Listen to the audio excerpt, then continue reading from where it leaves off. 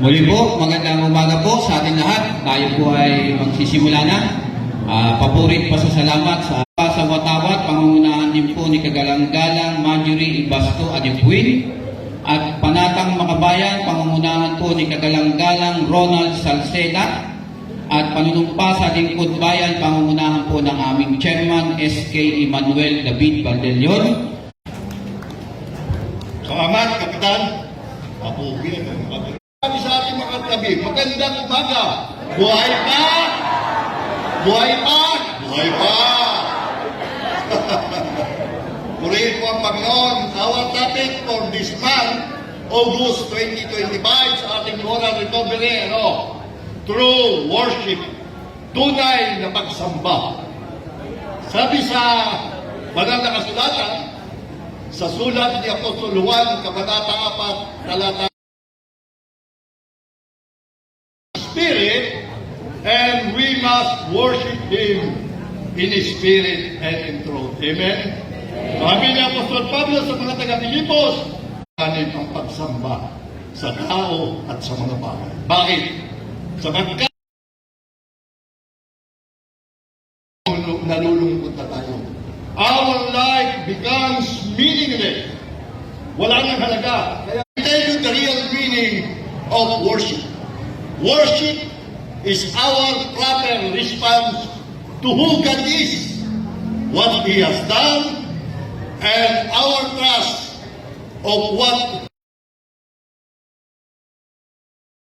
Ang sabi, ang tunay pagsamba ay ang ating pagkilala at pagpupuri sa Panginoon kung sino siya, kung ano ang magandang bagay na ginawa niya sa atin, at ano pa ang ating tiwala na gagawin sa atin sa mga tayo malapit sa Diyos, malaki ang tingin natin sa Diyos. Pero pag malayo, maliit ang tingin natin sa pag sumiksik sa Diyos, kahit na ang problema natin, lumapit tayo sa Diyos. Bayan nyo, ang mga problema, ang maglapit sa atin sa Panginoon, hindi yung ang problema ngayon. Pag napunta mo sa mga opisina at sinabi niya, yung po ay Okay, purihin ang Panginoon. Tayo po lahat. Tayo po'y magpuri. Tayo po'y sumayaw sa Panginoon. Amen? Yes, Lord. You are my sunshine. You are my sunshine. My only sunshine. You make me happy when skies are gray. You never know, God, how much I love you. Please don't take my sunshine away. For a second time, hallelujah, purihin ang Diyos. Thank you for the life. Salamat po sa sikat ng araw. Happy when skies are gray. You never know. Please don't take my sunshine away. For the third time, purihin natin ang Panginoon. My only sunshine, you make me happy when skies are gray. You never know, God, how much I love you. Please don't take my sunshine away. Amen. Praise God. Ang sabi sa Mateo 10:33, if you deny me before Magandang umaga po sa ating lahat. Sama-sama po tayong magpuri at magpanalangin po sa ating Panginoon sa pangalan ng Ama at ng Anak at ng Banal na Espiritu Santo. Amen. Panginoon, papuri po at pasasalamat sa umagang ito sapagkat pinagkalooban mo po kami ng magandang umaga, kalakasan sa aming mga sarili at sa aming mga pamilya. Panginoon, nagsisisi po kami sa aming mga kasalanan kung ano man po ang aming mga nagawa. Ito man po ay maliit or malaki ay pinagsisisihan po namin ng buong puso. Panginoon, narito po kami ngayong sa iyong harapan upang manalangin. Lagi po kaming tutugon at mananalangin na ipagkaloob niyo po ang pagiging makumbaba ng aming loob upang mas higit po kaming makapanungkulan sa aming kapwa, sa aming mga nasasakupan ng aming mamamayan. Ang lahat pong ito ay dinadalangin namin, Panginoon, sa matamis na pangalan ni Jesus, naming tagapagligtas. Amen.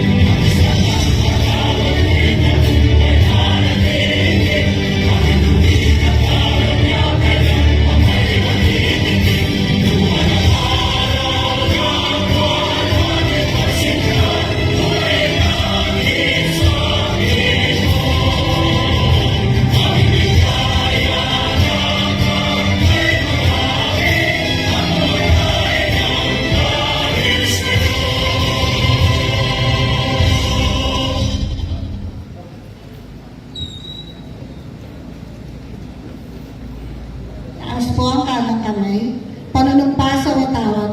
Ako ay Pilipino, buong katapatan nanunumpa sa watawat ng Pilipinas at sa bansang kanyang sinasagisag na may dangal, katarungan at kalayaan na pinakikilos ng sambahayan makadiyos, makakalikasan, makatao at Muli po nating itaas ang ating kanang kamay. Panunumpa ng lingkod bayan. Ako ay isang lingkod bayan. Pangangalagaan ko ang tiwalang pinagkaloob ng mamamayan. Maglilingkod ako ng may malasakit, katapatan at kausayan ng walang kinikilingan. Magiging mabuting halimbawa ako at magbibigay ng pag-asa at inspirasyon sa aking kapwa lingkod bayan. Lilinangin ko ang aking sariling kakayahan upang sa lahat ng panahon ay mapaglingkuran ko ng buong kausayan ang sambayanan. Hindi ako makikibahagi sa mga katiwalian sa pamahalaan, pipigilan at isisiwalat ko ito sa pamagitan ng tama at angkop na pamamaraan. Isasabuhay ko ang isang lingkod bayang makadiyos, makatao, makakalikasan at makabansa. Tutugon ako sa mga hamon ng makabagong panahon tungo sa adikain ng matatag, maginhawa at panatag na buhay. Sa mga tungkulin at hangaring ito, kasihan nawa ako ng may kapal.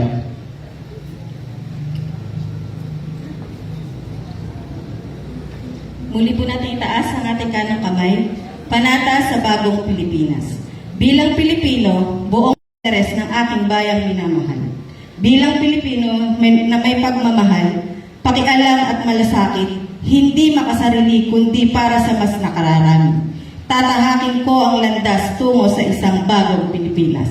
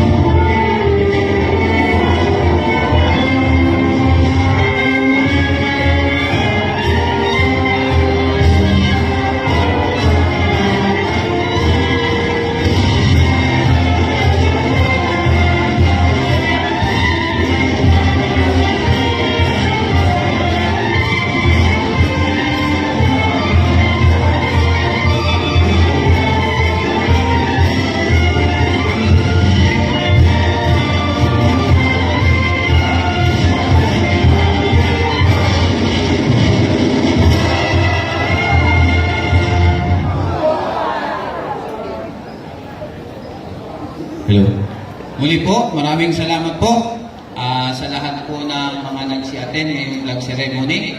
At maraming salamat po sa ating Sangguniang Bayan, sa pangunguna po ng ating pangalawang punong bayan ni Kagalang-galang Lorena Velasco at ang kanya pong mga kasamahan. At sa lahat po ng mga aking kasamahan na kapitan sa pangunguna po ng ating ABC, magandang umaga po. Maraming salamat din po at sa lahat ng kapitan. At sa lahat-lahat po na department head, lalo-lalo na po sa ating municipal mayor, maraming salamat po.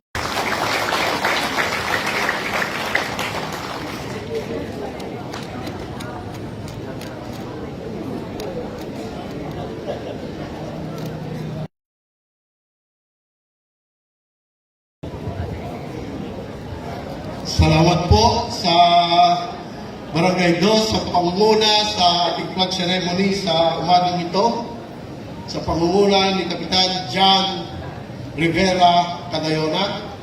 Salamat din kay Pastor Erning Cadawas, pastor na pala sa Sangguniang Barangay, sa mga SK at ang kanilang sangguniang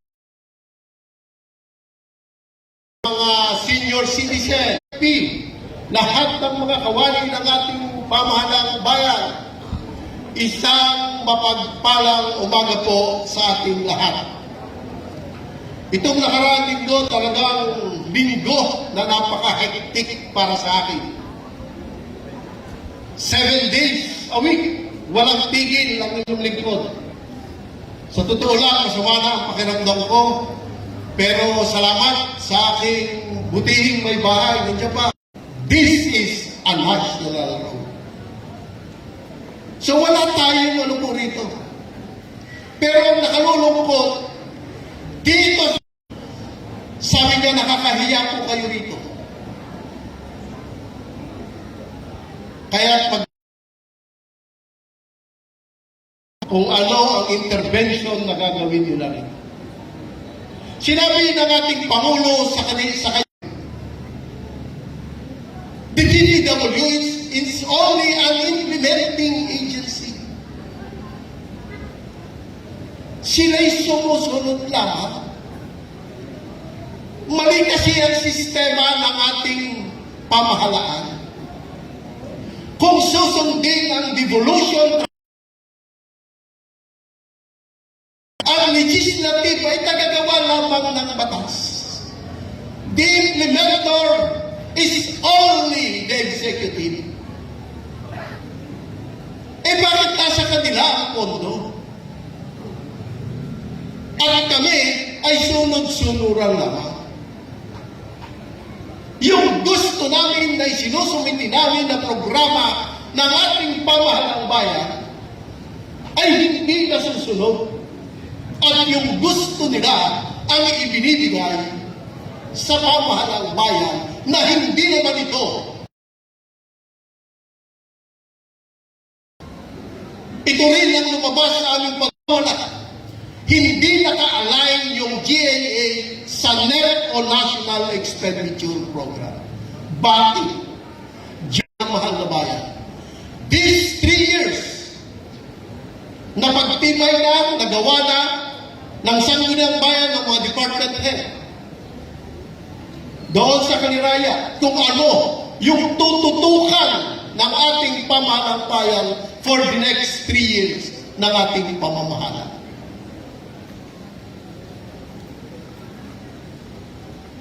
Kaya sana maging tapat tayo sa ating panunungkulan. Doon sa isang pagpupulong namin ng mga mayors, kino-question ang SPN sa mga bayan-bayan. Bakit daw napakaraming bukis? Sabi ko, kasama bang kay Tiron? Konti lang daw. Konti lang pala, pero may bukis pa rin. May bukis pa rin. Ang pamahalang bayan dyan eh. Walang binibigay na tulong sa pamahalang bayan ng STN. Ang nagbibigay lamang ng tulong sa atin ay yung loto. doon lamang tayo nagkakaroon ng share. Pero dito sa STL, wala. Dahil ito'y kinwestiyon ng Commission on Audit.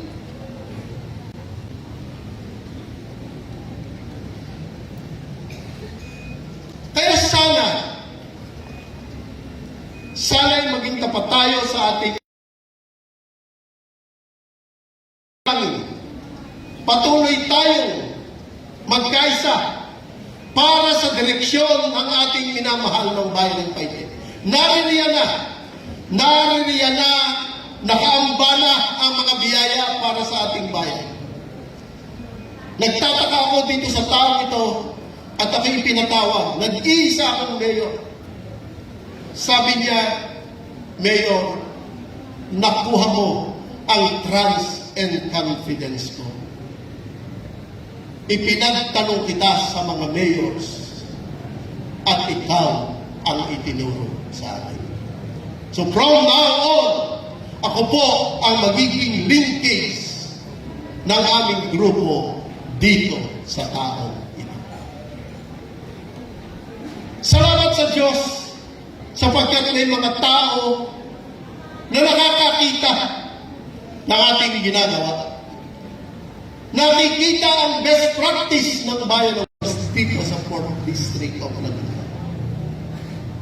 Inilahad ko po ito lahat. Ipinaliwanag ko.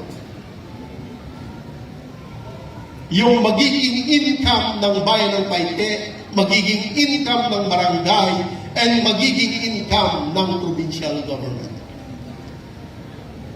Laguna ay hindi na biro ang mangyayari. Nakasentro na sa 4th District of Laguna ang renewable energies. At ito ang malaking pondo na pagkukunan ng ating pamahalaang panlalawigan.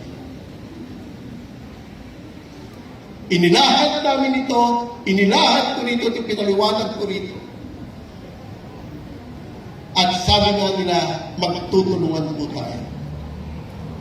So sana, hinihiling ko, patuloy nating panalangin, patuloy tayong magkaisa, patuloy tayong lumuhod sa ating Diyos na makapangyarihan sa lahat, na sana'y tuloy-tuloy na ito. Itong mga biyaya at pagpapala sa ating bayan. Napag-usapan din namin ng UP Land Grant. Hopefully, this coming Wednesday, magbibigay na ng report ang Department of Environment and Natural Resources sapagkat tinawagan din niya kagabi ang USEC na in-charge dito. Para ganap na nating mabawi ang UP Land Grant. So muli, sa umaga pong ito, katulad ng aking parating sinasambit sa tuwi-tuwi na, sa gobyernong tapat, sigurado ang biyaya ng Diyos ay higit at sapat sa Diyos at sa bayan. Buong kababaang loob ko po kayong paglilingkuran. Magandang umaga po sa ating lahat.